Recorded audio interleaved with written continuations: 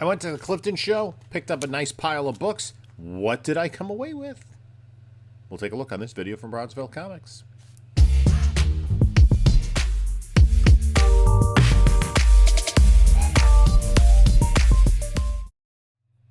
Hey there, comic book community. This is Jim from Bronzeville Comics, coming to you with another video.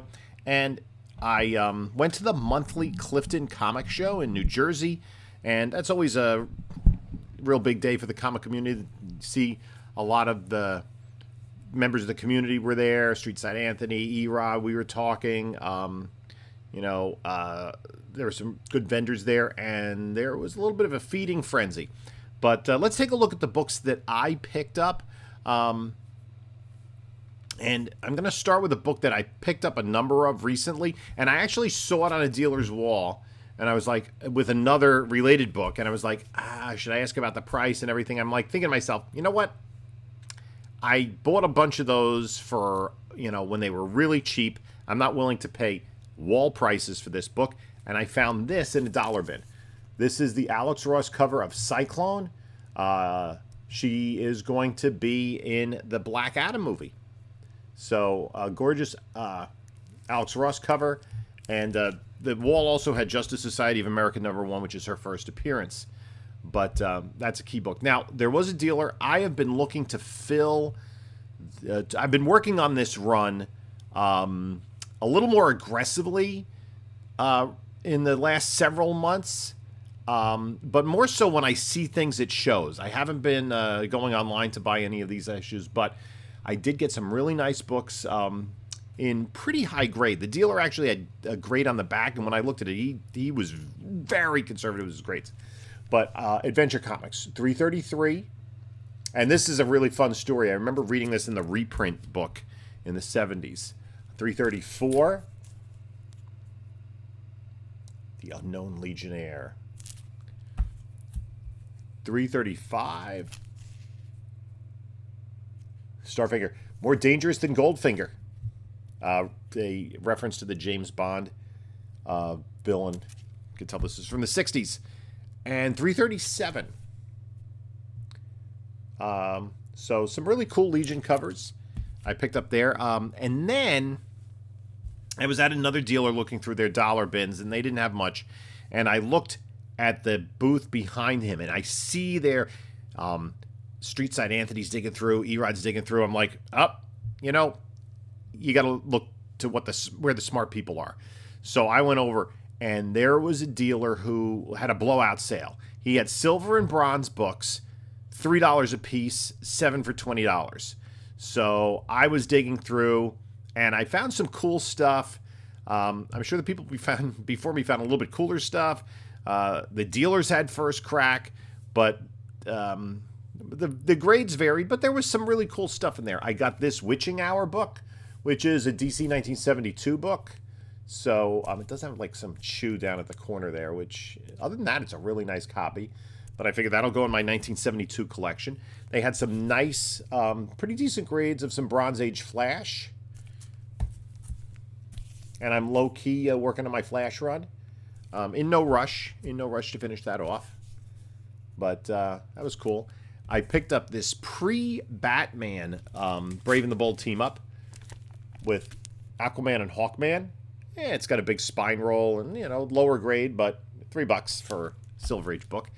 And then I picked up some more Adventure Comics. 321. I might have a copy of this already. This might see if it's an upgrade or not. This I know I have. I'll, again, see if it's an upgrade. 324. And then 291. So that's a pre-300 issue. Kind of my long-term goal is to get from the first Legion appearance until the end of the run. 332.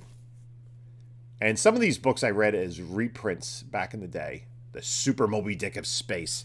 As a matter of fact, my Adventure Comics run from 300 on, I'm down to at most 24 issues that I need. So those were $3 a piece, filled in very nicely.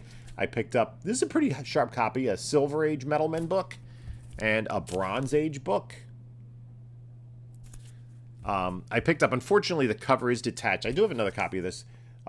First appearance of Anthro in Showcase 74. He had his own short-lived series a little bit after that. This is a book I picked up previously. I don't pick up a whole lot of war books, but Our Fighting Forces number 68. This does have one of those Roy Lichtenstein panels. Lichtenstein was a popular pop artist of the 1960s who used comic book panels, more famously romance books, to create paintings that looked like the comic book panels but had a little bit of a twist, and it was sort of a commentary on popular culture. Look him up. I believe he spells Liechtenstein the same way as the European country. Then I picked a couple of Marvel 2-in-1s just because I was trying to get multiples of 7. Number 41 with Brother Voodoo. We did not see Brother Voodoo in Multiverse of Madness, but I think better than average chance we're going to see him at some point in the MCU. This guy, we're pretty sure we're going to see him in the MCU. Another Marvel 2-in-1 with Submariner. And pretty much anything Submariner is hot right now. I picked up this book, Spectacular Spider-Man, in pretty high grade. I think this is probably the second appearance of the White Tiger, right? Because his first appearance was number 9. Number 9 was not in there. Could have been in there at the beginning of the day. Who knows? And then Warlock number 12. This is the origin of Pip the Troll, who we have seen in the MCU recently making his debut. 246 of Thor, this Thor Firelord battle.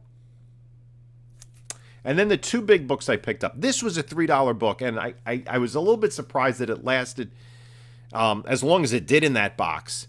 Although its key significance kind of got poked in the eye, so to speak. And this is Submariner number 13, which has the first... This is a pretty nice, good, solid mid-grade book, especially for that black cover. This is the first and only appearance of Gargantos. Now, I did a video a while back on the distinction between Shumagorath and Gargantos and who they were going to use in the Multiverse of Madness. I'm not sure it really mattered because it wasn't an ongoing villain anyway. Shumagorath is a big Doctor Strange villain from the comics. Gargantos had this one appearance. Kind of looks like Shumagorath. Is, big one-eyed octopus. And he was in the Lego playset.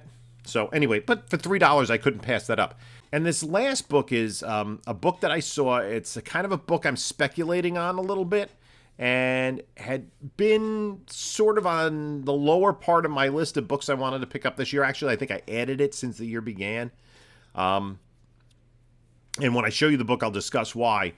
It's in like a little bit lower grade. It does have some issues with it, but I got a nice deal on it. And I figured I'd throw it into the collection. And it's Showcase 79, the first appearance of Dolphin. Now, this is kind of an interesting character. Dolphin appeared in this book. And her next appearance was not until Showcase 100, which was an anniversary issue, which basically included every character that had appeared in Showcase other than the licensed characters like James Bond. And so the Dolphin wasn't really used very much throughout really into the 80s. And I guess it was late 80s, early 90s that she became a larger part of the Aquaman mythos. And she was a romantic interest of both Aquaman and later Aqualad. So I kind of have a theory, and this is why I was talking about the spec on this book, that Mira in the DC Extended Universe is played by Amber Heard.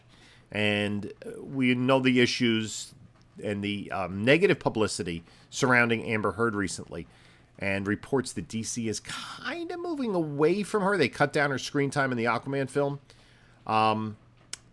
It would make some sense if DC got rid of Mira, maybe killed her off along with Aquababy, and then brought Dolphin in kind of as a romantic interest for Aquaman in the future. This is, one of the great covers of the Showcase run. I was really, I was looking around at the wall to see if there was anything in my kind of limited scope of what I was looking for. I was looking for some. There are a handful of DC silver and bronze keys that I'm still looking to pick up, kind of on my goal list for this year. And this was a secondary one, so I saw it and I jumped on it. So let me know what you think about this haul. Let me know what you think about Dolphin. Do you think that that's a possibility if they move forward with more Aquaman movies? So yeah, that was my haul from this this show. Leave a comment down below. You can take a look at a couple of other videos. I'm going to link the Gargantos video up here, the Gargantos Shumagorath video. Take a look at that if you're interested. It might be a moot point by now. And this is Jim saying, until next time, enjoy your comics.